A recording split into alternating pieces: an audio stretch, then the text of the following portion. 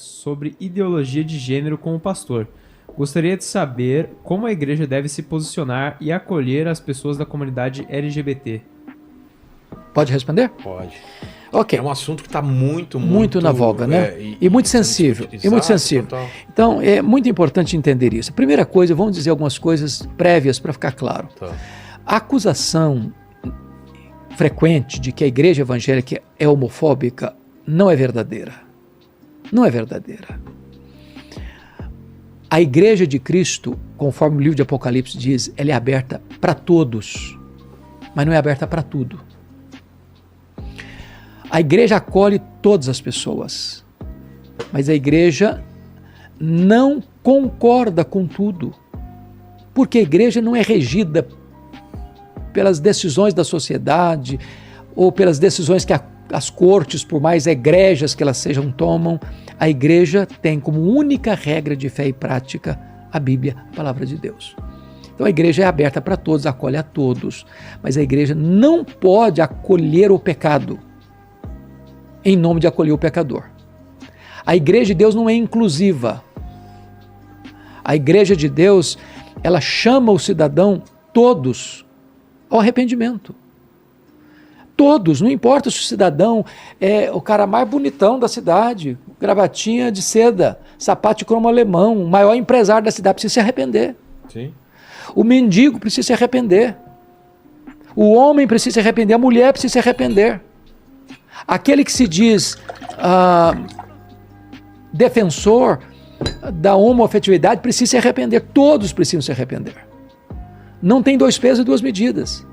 Agora, nós discordamos frontalmente dos ideólogos e dos ativistas dos movimentos. Porque se você parar para perceber, a gente convive com gente, lida com gente o tempo todo. A minha lida é com pessoas, seres humanos o tempo todo. Nós amamos as pessoas.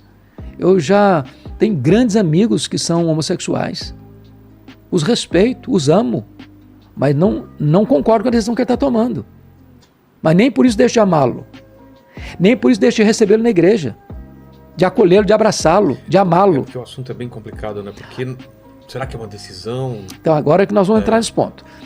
O que nós entendemos, à luz da ciência e à luz da Bíblia, é que Deus, quando criou o ser humano, está lá em Gênesis capítulo 1, versículo 26, no capítulo 2, versículo 7, que Deus criou o homem e a mulher, à sua imagem e à sua semelhança. Pronto. Do ponto de vista biológico, você define X, XY. Então não tem outra alternativa biológica na estrutura do ser humano. Ou ele é XX, ele é XY. Ou ele é feminino, ele é masculino. Quando um bebê é gerado, já tem na sua carga genética a definição se ele vai ser masculino ou feminino. Quando um ser humano nasce, a não ser que haja alguma problemática aí na gestação, que eu não quero entrar nas exceções, é formado já dentro desse ser que está sendo gerado pela mãe, os órgãos naturais femininos e os órgãos naturais masculinos. Distintos. Quando ele nasce um bebê, ou menino ou menina. O que os ideólogos e os ativistas querem impor hoje nessa agenda? É que quem vai decidir isso é a criança. Ou quando for adulto. Né? Mas hoje eles estão querendo impor com criança já. Com criança já, querendo que criança já faça a definição para fazer até uma cirurgia de mudança de sexo. Essa doutrinação que é tentado fazer goela abaixo, empurrando goela abaixo, que nós não podemos concordar. Porque uma criança com 4, 5 anos, ela não tem condições de tomar essa decisão. Eu não posso concordar que você tem numa escola um banheiro onde a sua filha vai entrar com um menino e o menino vai entrar com a menina no mesmo banheiro. Ou que um marmanjo vai entrar no banheiro das meninas. Então, essa pauta, é claro que a sociedade precisa discutir. as consequências Acho dela. que precisa discutir muito mesmo. Se discutir porque muito. E eu imagino, pastor, que Cristo não... Ele andou com prostitutas, né, com cobradores de impostos, e não se isentaria de andar com todo mundo, né? Claro. Não é? Claro. Agora, Jesus nunca foi... Ele não é porque andou com a prostituta que ele se prostituiu. Não é porque ele andou com os coletores de impostos que ele se corrompeu. Não é porque ele andou com ladrões que ele roubou. Então, eu não preciso fazer a mesma coisa que o outro faz para amá-lo. Não é verdade? O certo, então, Por exemplo, amar a todo mundo, independente das escolhas. Você respeita aconteceu. a decisão que a pessoa toma, mas você não concorda com a decisão. Por exemplo, uma pessoa pergunta, pastor, e se um filho de um pai, um cristão, por exemplo, chegar para ele, papai, eu sou homossexual, por exemplo. Eu quero viver a minha vida desse jeito. Qual a postura do pai? O pai vai amar esse filho incondicionalmente. Claro. Mas não vai concordar com a decisão dele. Mas Até concordar porque não muda muita coisa também, né? muda no Talvez sentido... traga só sofrimento Muda no sentido, na família, né? muda no sentido moral. Muda no sentido moral. Mas não colocar Por ele pra fora de exemplo, casa. não, de jeito nenhum. Amá-lo, cuidar dele, orar por ele. Deixa eu dizer para você o que aconteceu lá na igreja de Corinto. Olha que coisa interessante, Vilela. Você sabe que Paulo plantou a igreja de Corinto. Corinto é uma cidade grega. Sim. Né? Acho que, não sei se você vai ter a oportunidade de ir lá. Eu já tive várias vezes lá em Corinto, na Grécia. Não tive. Já tive várias vezes lá. Então, Corinto era uma cidade portuária, do mar Egeu, do mar Jônico, e onde havia o templo da deusa Afrodite, a deusa do amor. Então, era uma cidade fortemente marcada pela homoafetividade.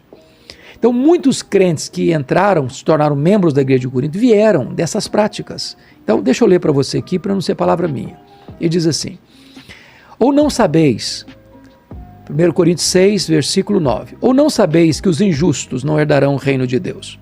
Não vos enganeis, nem impuros, nem idólatras, nem adúlteros, nem efeminados, nem sodomitas, nem ladrões, nem avarentos, nem bêbados, nem maldizentes, nem roubadores herdarão o reino de Deus.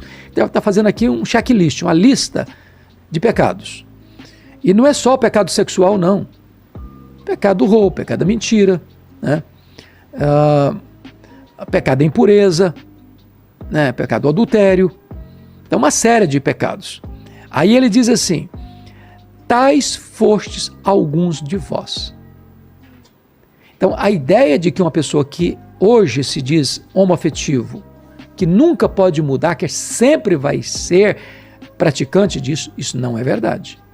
Eu conheço muitos amigos meus, missionários, pastores, cantores, cristãos, que foram dessa prática. Mudaram, inclusive, o corpo. Você acredita em ex-gay? Eu nunca vi, não. Eu já vi muitos. É mesmo? Muitos. A igreja de Corinto era formada deles, que se converteram a Cristo e Jesus mudou a vida deles. Se casaram, tiveram filhos. Então, Então a gente fala de duas coisas. Primeiro, não pode ter o preconceito. Segundo, devemos amar todas as pessoas. Todas as pessoas. Agora, terceiro, na tua opinião, é isso que eu não entendo, é aceitar, porém, porque não tem um efeito prático você falando que está errado, mas você tem que aceitar. Então, assim, você ama incondicionalmente. Exatamente. Então. Por exemplo, eu não amo meu filho, minha filha, porque ele só tem virtudes. É claro. Você ama incondicionalmente. Eu amo incondicionalmente. Exato. Se o meu filho errar, meu filho, eu discordo de você, mas eu te amo. E não é só nessa área sexual, em quaisquer outras áreas da vida. Nós amamos incondicionalmente. A igreja tem a porta aberta para todos.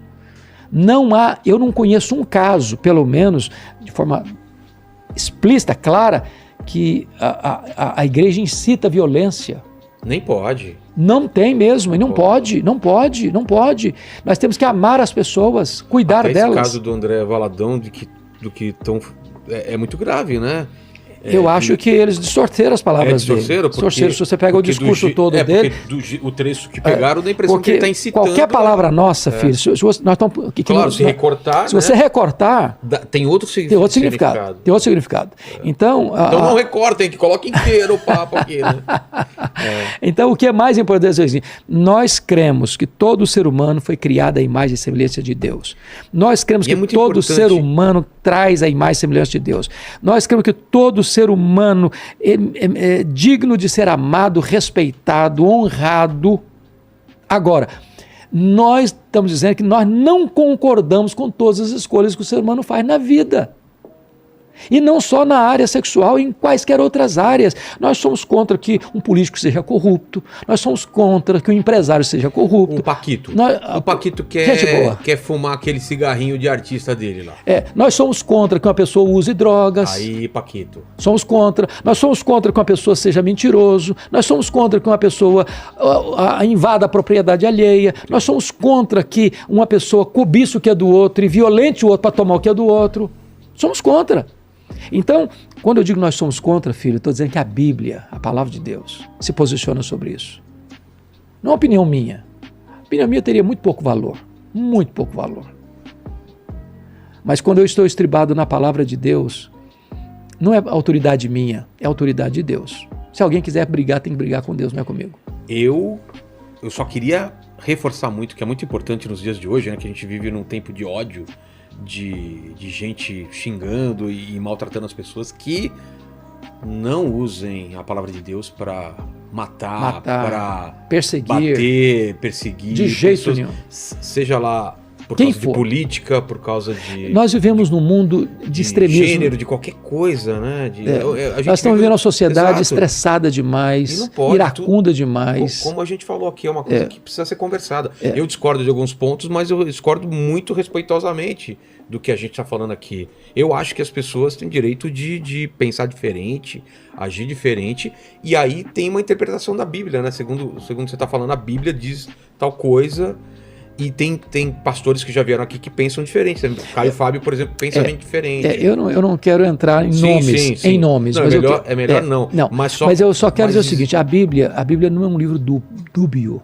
Mas não tem interpretações diferentes? Não, pode ter. Veja bem, nós temos regras. Tá. Na ciência jurídica tem também chamada de hermenêutica. Depende do juiz, né? Hermenêutica. Hermenêutica é uma lei, é uma ciência de interpretação. Então, quais são as regras principais? Tá. A Bíblia interpreta a Bíblia. Segundo, um texto obscuro precisa ser lido à luz de um texto claro, e não o contrário. Terceiro, a Bíblia não entra em contradição. Nem o Velho Testamento? Tem muita coisa lá. Não, varão. É porque às vezes isso, não podia fazer aquilo. Você vai entender por quê.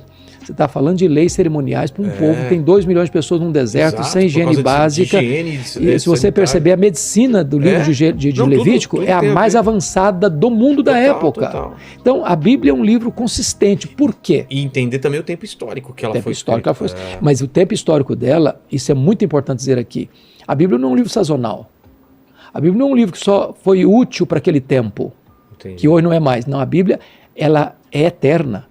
Ela é permanente, ela é inerrante, ela é infalível, ela é inspirada, ela é suficiente. Ela não foi o livro do passado. Sim. Não, hoje os tempos mudaram, a cultura mudou, hoje decidiu na corte A, na corte B, na corte C, que não é mais assim, agora mudou, a Bíblia não serve mais. Não, a Bíblia continua sendo a palavra de Deus. É lamentável, inclusive, que a Bíblia seja um livro proibido em alguns lugares. Sim. Que não se tenha uma Bíblia nas bibliotecas. Não tem? Tem proibição para que haja Bíblia em algumas bibliotecas. Em Então, não pode. A Bíblia é o livro dos livros, é o livro mais lido, mais publicado no mundo.